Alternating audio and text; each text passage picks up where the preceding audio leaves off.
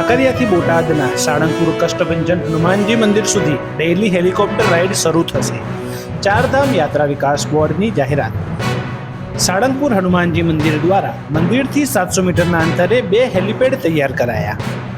કાળઝાળ ગરમીનો વધુ એક રાઉન્ડ શરૂ. અમદાવાદ સહિત 7 શહેરોમાં તાપમાનનો પારો 40 ડિગ્રીને પાર.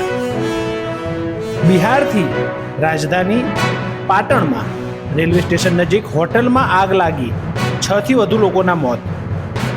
પીએમ મોદી રાહુલ ગાંધીના ચૂંટણીલક્ષી ભાષણોને લઈ ભાજપ કોંગ્રેસને ઈસીની નોટિસ માંગ્યો જવાબ. આઝાદી બાદ પ્રથમવાર ભાવનગરના કોટિયા ગામ પહોંચી એસટી બસ. ગ્રામજનોએ વાજતે ગાજતે સામયું કર્યું. વસ્ત્રાપુરમાં પથ્થરમારા મામલે પીઆઈ ગોવિંદ ભરવાડ સામે ફરિયાદ.